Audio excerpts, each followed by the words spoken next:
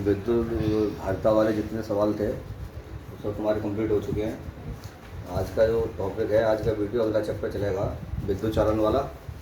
आज का जो टॉपिक होगा विद्युत धारा क्या होती है, विद्युत धारा कैसी राशि है, और माध्य मुक्त पथ क्या होता है, क्रांतिकाल किसे कहते हैं, औसत ऊष्मीय वेग क्या है, अनुगमन वेग क्या है, अपवाह वेग या अनुगमन वेग किसे कहते हैं, ये टॉपिक चलेगा। ठीक है, तो आप हेडिंग डालिएगा सबसे पहले विद्युत धारा। थ्योरेटिकल है, हम लिखते रहे और एक एक नंबर के क्वेश्चन आने वाले क्वेश्चन है ये। आज के टॉपिक में चलेंगे, ज़्यादातर इम्पोर्टेंट क्वेश्चन है और एक एक नंबर में आते हैं। तो सबसे पहले लिखिएगा विद्युत धारा, हेडिंग डालिए। देखो,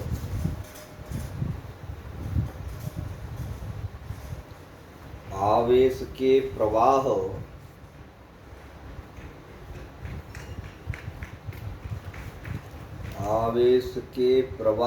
की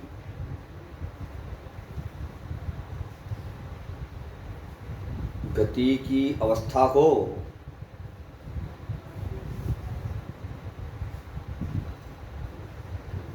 आवेश के प्रवाह की गति की अवस्था को विद्युत धारा कहते हैं।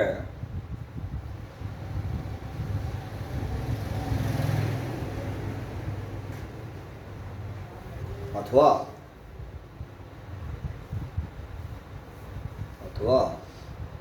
आवेश के प्रवाह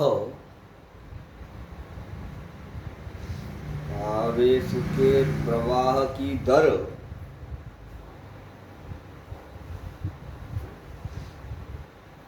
को विद्युत धारा कहते हैं।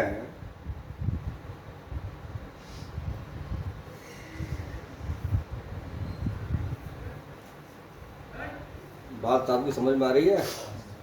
आवेश के प्रवाहित होने की जो दर है उसे क्या कह रहे हैं हम? विद्युत धारा कह रहे हैं। या आवेश की गति की जो अवस्था है, आवेश किस अवस्था में गति कर रहा है उसे हम क्या कहेंगे? विद्युत धारा। माना किसी परिपथ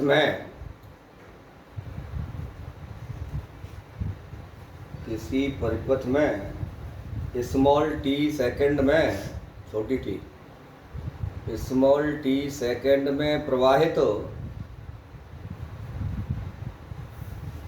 आवेश की मात्रा क्यू कूलाम हो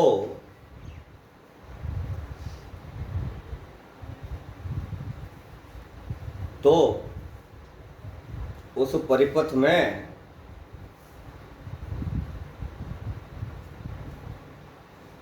प्रवाहित धारा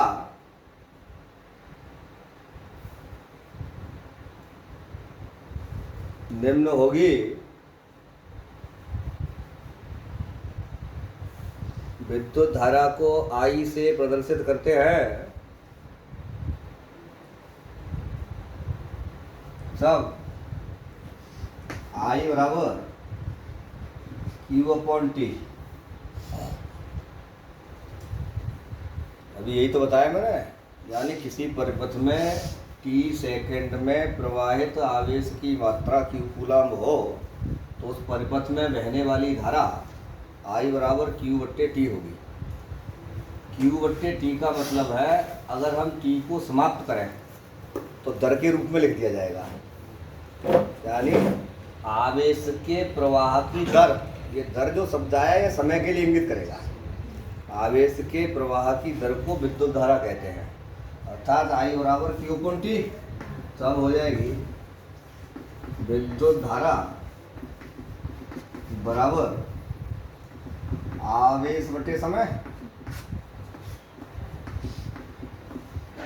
आवेश बटे समय बेटे, अब इसका मात्रक निकालें हम तो विद्युत धारा का मात्रक हो जाएगा, लिख लीजिए, कूलाम प्रति सेकंड।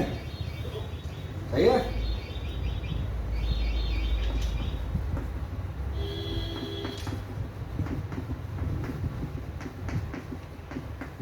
विद्युत धारा का मात्रक कूलाम बटे सेकंड। ठीक है। यानी विद्युत धारा का मात्रक कूलाम प्रति सेकंड होगा। देखिएगा नेक्स्ट लाइन में, विद्युत धारा का मात्रक कूलाम प्रति सेकंड होता है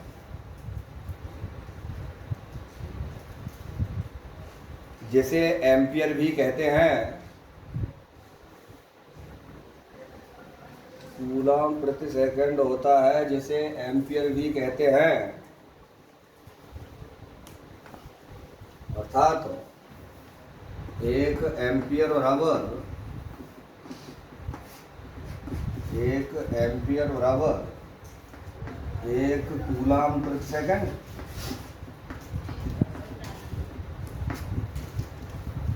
1 एम्पियर बराबर 1 कूलाम प्रति सेकंड।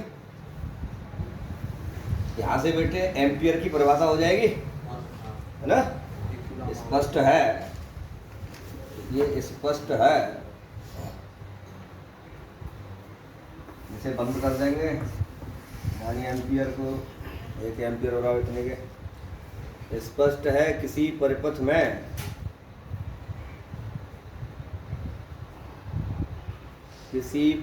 में 1 सेकंड में 1 सेकंड में प्रवाहित आवेश की मात्रा 1 सेकंड में प्रवाहित आवेश की मात्रा 1 कूलाम हो। 1 कूलाम हो तो उस परिपथ में प्रवाहित धारा 1 एम्पियर कहलाती है।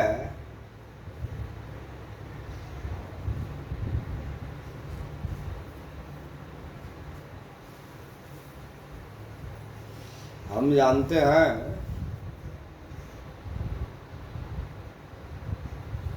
एक इलेक्ट्रॉन पर 1.6 गुणा 10 पे घात -19 1.6 गुणा 10 पे घात -19 कूलाम आवेश होता है।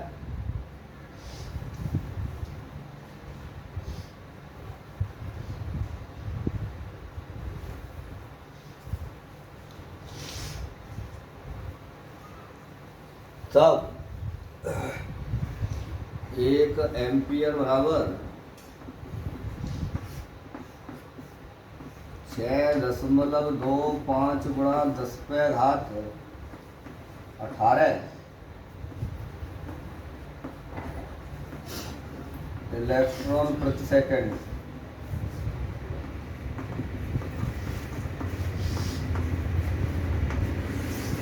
यानी तब 1 एम्पियर का मान इतना होगा। अब आप ये कह रहे होंगे सर ये कैसे आ गया, है ना।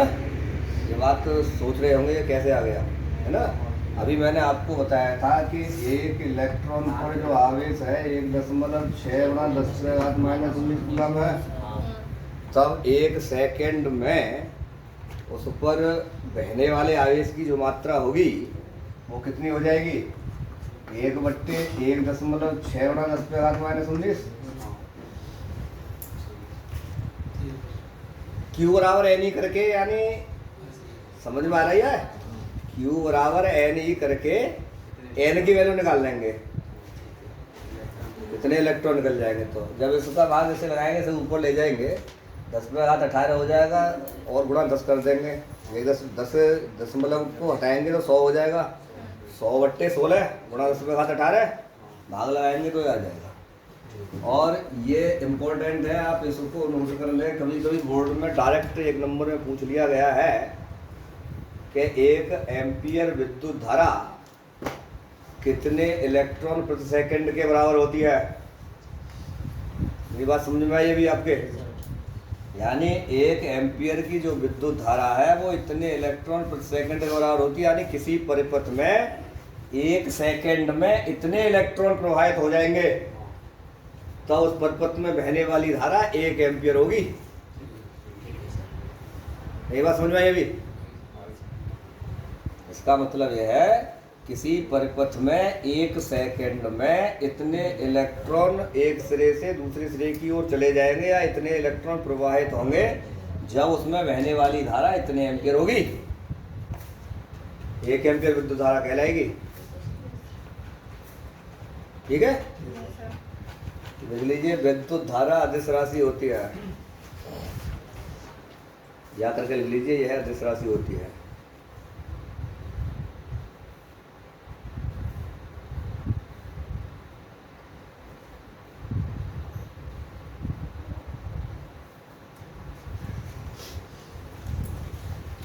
ठीक है, इसको जो भी मैंने बोला है कि विद्युत धारा अदिश राशि होती है, इसको हेडिंग बना लेना है। ये कई बार बोर्ड में आ चुका है, इसका प्रमाण क्या समझाइए कि विद्युत धारा अदिश राशि होती है, 2 नंबर में आ चुका है बोर्ड में कई बार। पहले मैं आपको इसे समझा देता हूँ। देखिए, देखने में विद्युत धारा हमको ऐसा लगता है कि सदिश राशि है, क्योंकि चित्र जब बनाते हैं, चित्रों में हम धारा को इंगित जब करते हैं तो एक तीर के चिन्ह से इंगित करते हैं। तो तीर का चिन्ह लगाने से ये नहीं समझना चाहिए हम लोगों के लिए कि विद्युत धारा सदिश राशि है। तीर का चिन्ह तो केवल ये बता रहा है कि इस परिपथ में या तार में जो आवेश है हमारा किस दिशा में प्रवाहित हो रहा है। सही है ना, इसका प्रमाण अभी देंगे हम। तो इसमें लिख लीजिए, विद्युत धारा एक अदिश राशि होती है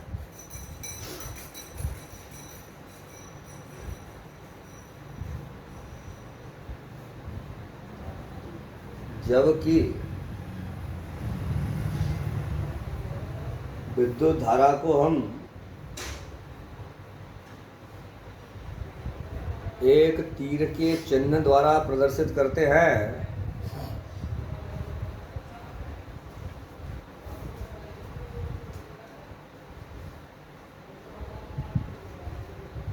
तीर के चिन्ह द्वारा प्रदर्शित करते हैं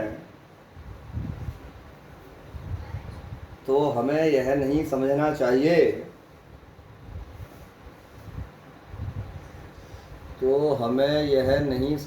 चाहिए कि विद्युत धारा सदिश राशि है।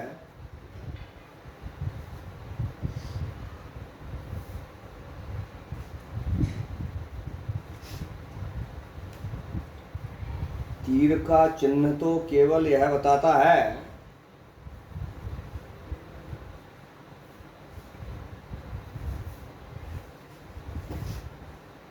कि आवेश परिपथ में किस ओर प्रवाहित हो रहा है।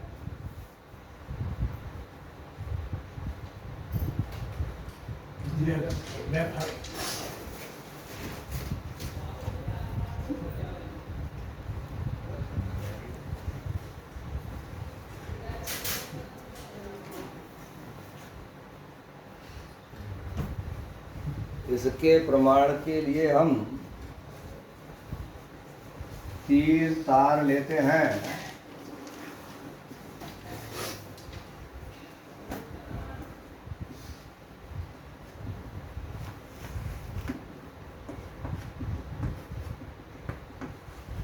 ये 90 डिग्री के एंगल पर है। ठीक है,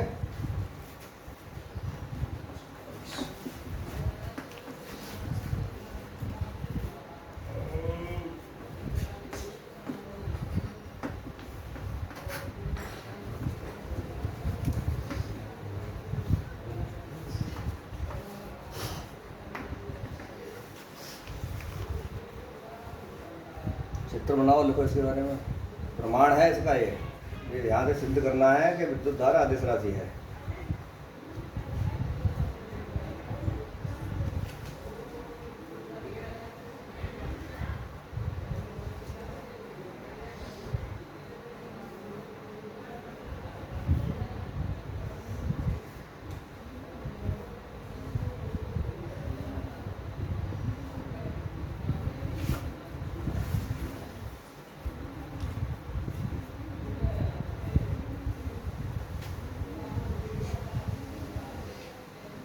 ये माना 3 तार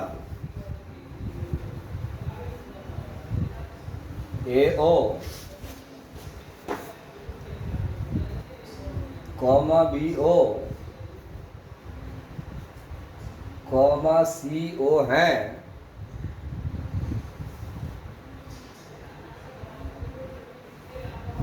जिन्हें बिंदु O पर गांठ लगा करके जोड़ा गया है।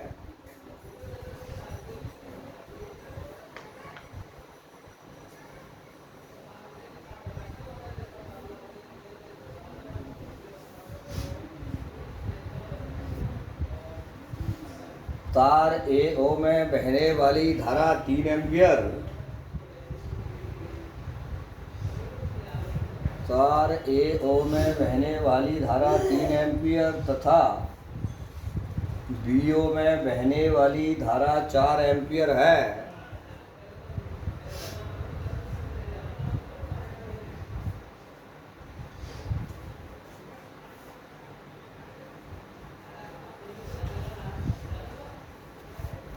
समझ में आ गया? यदि विद्युत धारा सदिश राशि होती, सॉरी बहने वाली धारा 4 और 3 एम्पियर है, तो यदि शब्द काटिएगा तो बाद में आएगा।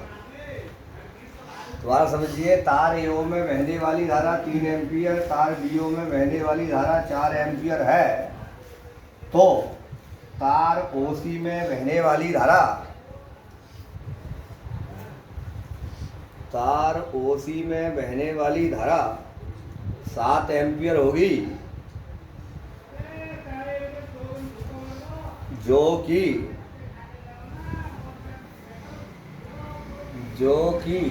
तार AO और BO में, जो कि तार AO और BO में बहने वाली धाराओं के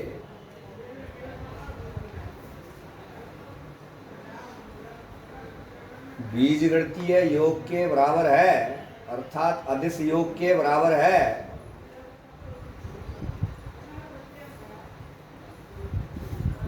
7 एम्पियर होगी, जो कि तार AO और BO में बहने वाली धाराओं के अदिश योग के बराबर है।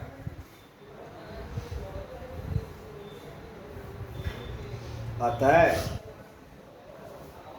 स्पष्ट है, विद्युत धारा सदिश नहीं बल्कि अदिश राशि है।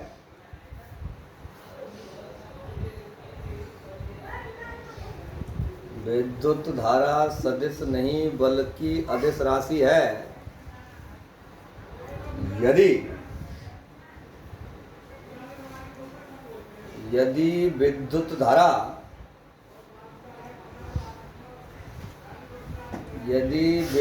धारा सदिश राशि होती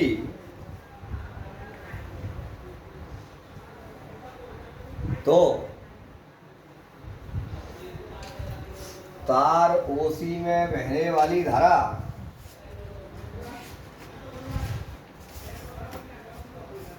तार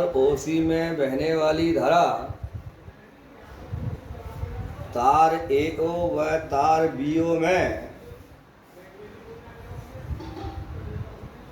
बहने वाली धाराओं के सदिश योग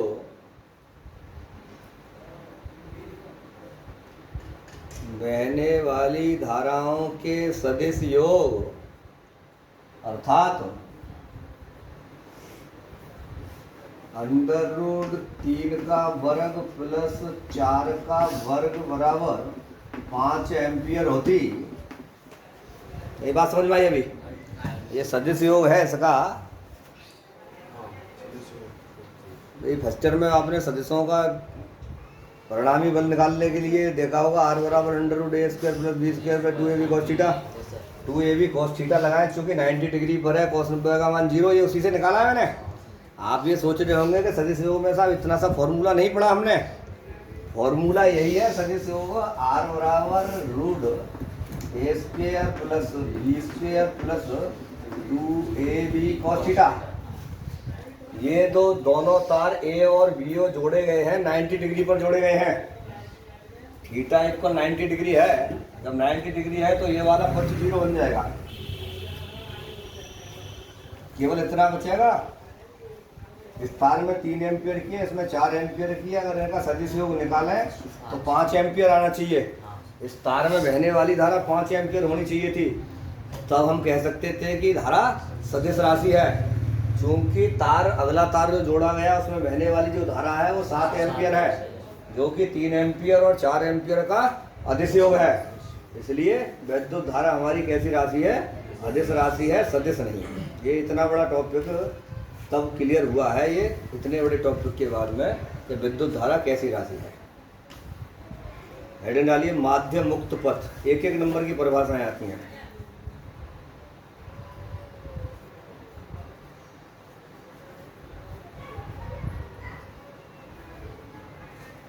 देखिए, किसी मुक्त इलेक्ट्रॉन की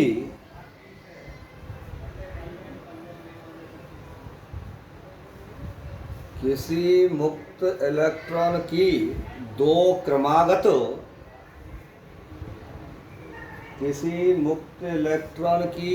क्रमागत टक्करों के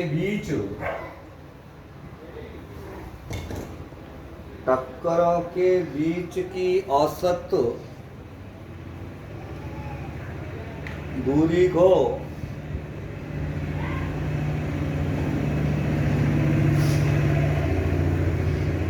या माध्य दूरी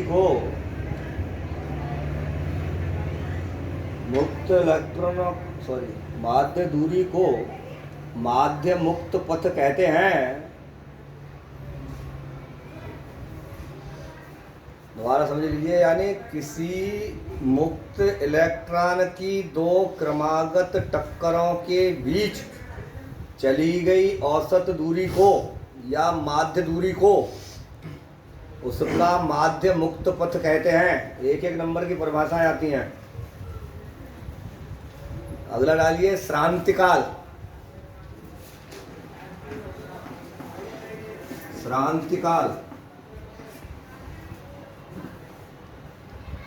एक समय होता है। श्रांतिकाल का मतलब है समय से इंगित किया गया है।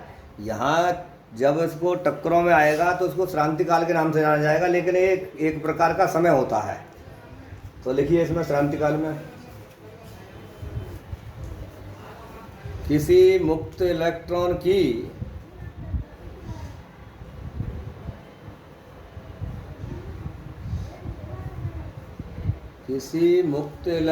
की दो क्रमागत टक्करों के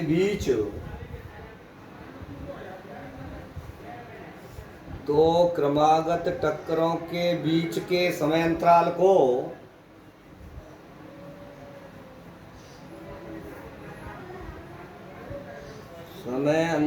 को श्रांतिकाल कहते हैं।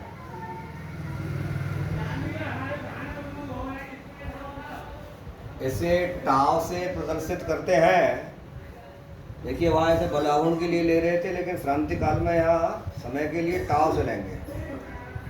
अभी इसी के आधार पर आप अनुगमन वेग के आधार पर ओम के नियम की व्याख्या करेंगे। बहुत इंपॉर्टेंट है, बोर्ड में आता है। ओम के नियम की उत्पत्ति V बराबर IR को सिद्ध करना होगा आपको अनुगमन वेग के आधार पर। इसे टाव से प्रदर्शित करते हैं, लिख लिया। अगला हेडिंग डालिए अनुगमन वेग या अफवाह वेग। एक एक नंबर की परिभाषा बोर्ड में आती हैं। ये छोटी बातें हैं, डीपली बातें हैं। अनुगमन वेग या अपवाह वेग।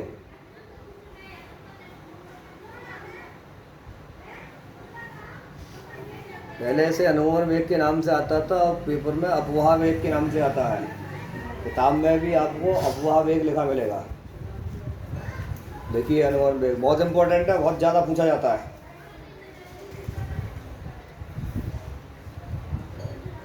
देखिए, बैटरी का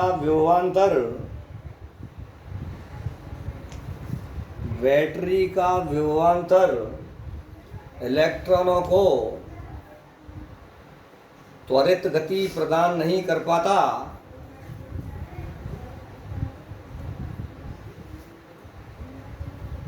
त्वरित गति प्रदान नहीं कर पाता, बल्कि वह इन्हें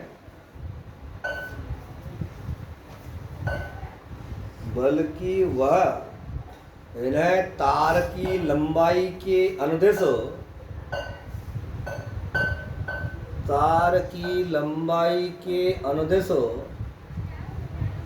उच्च विभव वाले सिरे की ओर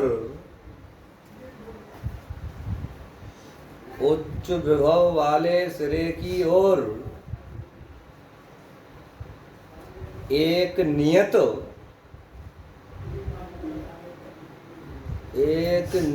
सूक्ष्म वेग ही दे पाता है।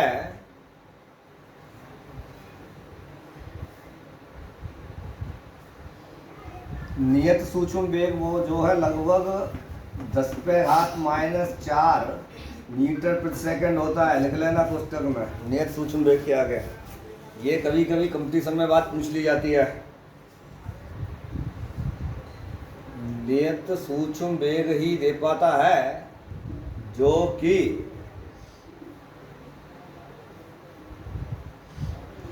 मुक्त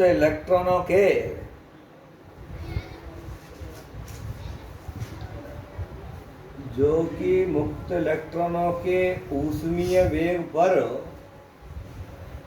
आरोपित होता है।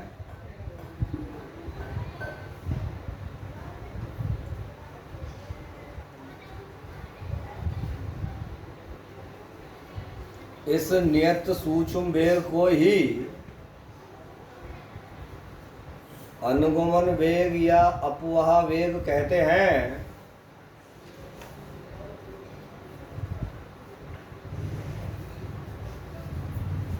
इसे VD से प्रदर्शित करते हैं। इस तरह लिखेंगे VD, ये D इंडिकेट में आएगा। VD से प्रदर्शित करते हैं। देखिए ये चैप्टर बहुत इंपॉर्टेंट है, इसमें से बहुत नंबर का बोर्ड में आता है जो पढ़ा रहे हैं हम आपके लिए। इसे VD से प्रदर्शित करते हैं।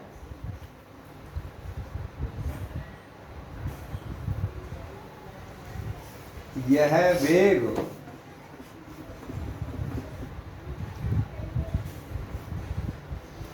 औसत ऊष्मीय वेग के आगे लगभग में लिख लेना 10⁵ मीटर प्रति सेकंड। पूरी बात लिखवा रहा हूँ आपको, छोटी बात भी। जो मुक्त इलेक्ट्रॉनों का औसत ऊष्मीय वेग है वो लगभग 10⁵ मीटर प्रति सेकंड होता है। यह मुक्त इलेक्ट्रॉनों के यह औसत ऊष्मीय वेग के आगे क्वेश्चन में लिख लीजिए लगभग 10⁵ मीटर प्रति सेकंड से काफी कम होता है। बहुत सूक्ष्म वेग होता है, वहाँ 10⁻⁴ है और यहाँ 10⁵ है ऊष्मीय वेग।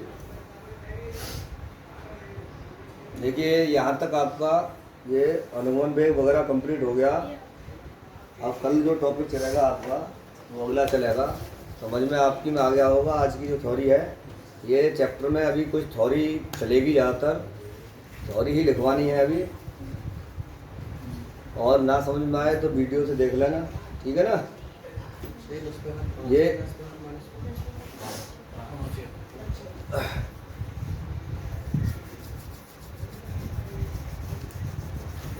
सही लिखा है।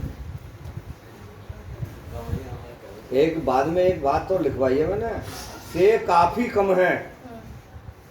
अगर ये माइनस का रख दिया जाए तो उसके लगभग में लगे हुए चिन्ह लगभग बराबर ही पहुंच जाएगा। काफी कम का होगा फिर।